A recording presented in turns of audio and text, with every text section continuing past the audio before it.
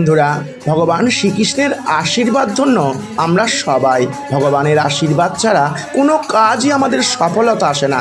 আজ এমন একটি মন্দিরের দর্শন দেব যেখানে ভগবানের কৃপা লাভ করেছেন হাজার হাজার ভক্ত।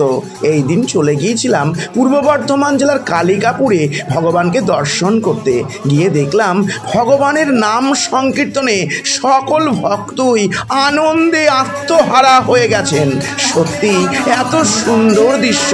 মহাপ্রভুর মামার বাড়ি বেলপুকুরের পর এই স্থানে আর একবার দর্শন পেলাম।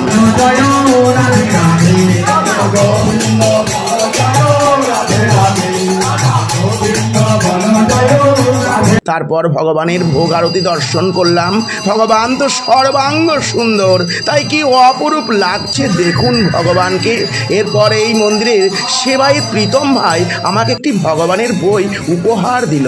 এই বইটি এইবার এই মন্দির থেকে প্রকাশিত হয়েছে। অনেক অজানা তথ্য রয়েছে এই বইটিতে।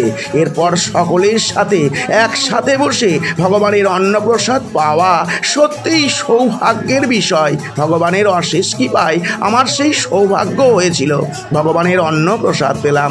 তাই সময় পেলে অবশ্যই সকলেই একটিবার দর্শন করে যাবেন এই ভগবানকে। জয় রাধা মাধব।